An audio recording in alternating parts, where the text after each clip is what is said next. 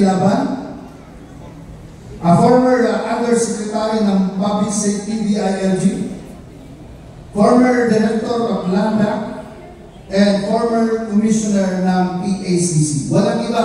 Palakpakan mo natin mga kaibigan, ka-ISD, Attorney Jamie Hinlo.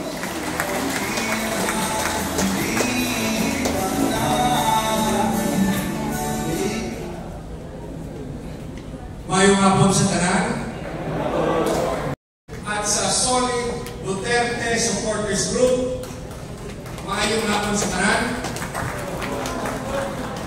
sa aking mga kaibigan, kay Bobby Abisado, kapatid ni Secretary General ng PDP, na si Wendell Abisado, sa kaibigan ko si RJ Aranas, sa kay MP Ali Sangki, kay former Tourism Asset Daniel Mercado, kay Mayor Verina Lim, at sa iba ng mga kaibigan na nasa presidential table. Maya-maya mag-personal na magkakakilala tayo mamaya. Sa inyong lahat na nandito na bumubuo ng Mindanao Assembly, itong araw na ito ay importante para sa ating bansa.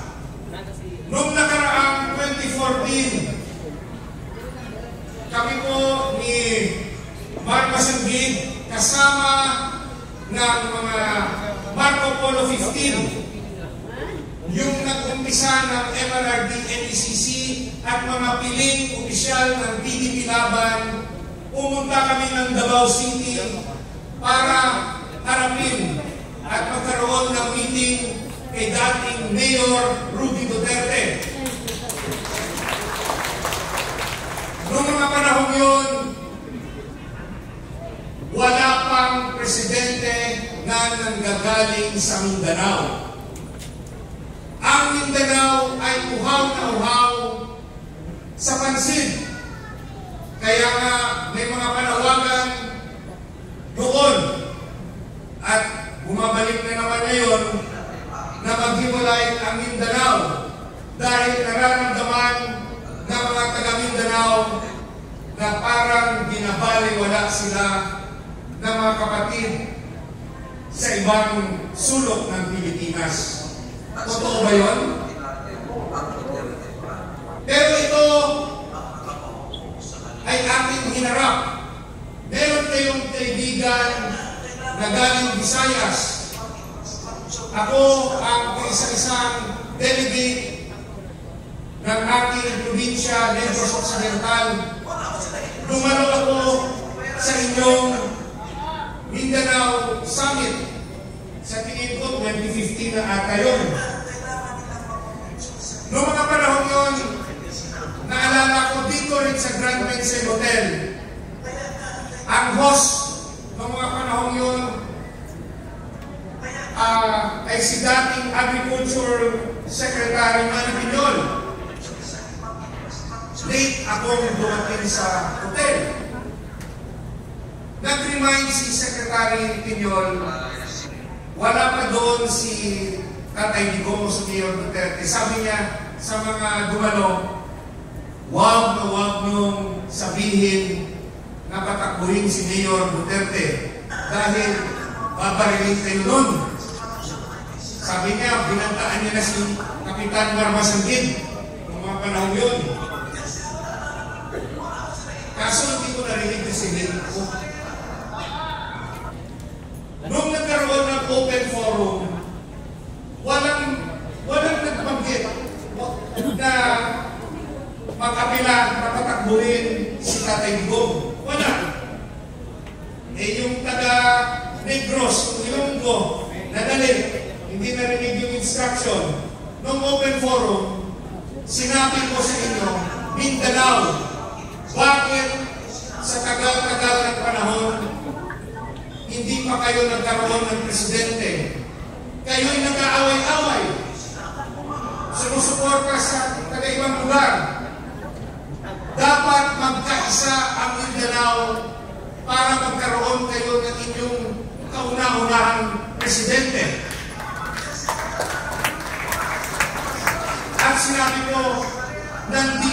ang mayor ng Davao. Bakit hindi natin siya kumbinsihin na tumakbong presidente ng Pilipinas? Ang daming pumalakpak. Naalala mo pa ba yun, Marma Sanggit? Si Kamar, kasalanan ito lahat ni Marma Sanggit eh. Bakit nakulong si Tatay Digong? Kung pinabayaan niya lang si Tatay Digong, dapat mayor ng Davao si Tatay Digong, kalapit sa kanyang pamilya. Eh kaso, si Kamar gumawa ng grupo. Yung grupo niya, Duterte for President Movement. Kinakabahan ako kay VP. Gusto yata ipakulong rin ni Marma Sanggit. Kasi yung tahimik dito ang pamumuhay ni Mayor Rudy Duterte, si Marma Sanggit, narinig namin sa PDP Laban na merong kapitan ng Davao kasama ng mga kapitan dito na hinihikayat si Mayor Duterte na tumakbong presidente. Kaya kami pumunta dito para magkaroon ng meeting kay Mayor Duterte at para kumbinsihin siyang tumakbo. Eh ayaw niya nga eh. Hanggang sa yung filing, hindi ka nag-file eh. Pinatakbo ng PDP si Martin Dino. Nagkaroon ng substitution. Alam niyo ba yung rason sa aking tingin bakit sa huli ay pumayag si Mayor Duterte tumakbong presidente? Kasi nung hindi siya nag-file ng kanyang candidacy, nagtampo ang mga taga-Davao. Habang umiikot siya dito sa mga market nyo, hindi nyo siya pinapansin. Ang daming iyakan, sinasnab nyo siya, naramdaman niya siguro na yung panawagan hindi lang sa personal, kundi yung taong bayan mismo yung nananawagan sa kanya. Kaya siya nagsakripisyo, alam niya ang malaking mga problema na kanyang haharapin at siya'y tumakbong presidente at ginawa niya ang lahat ng kanyang makakaya para magservisyohan ang ating bansa. Kay Tatay Digong bilang presidente, masakit ba? Okay lang ba sa inyo yung nangyari? Napakasakit. Pero parang takot ang Pilipino. Parang takot ang Mindanao. Gano'n na ba kontrolado ng administrasyon ang mga Pilipino?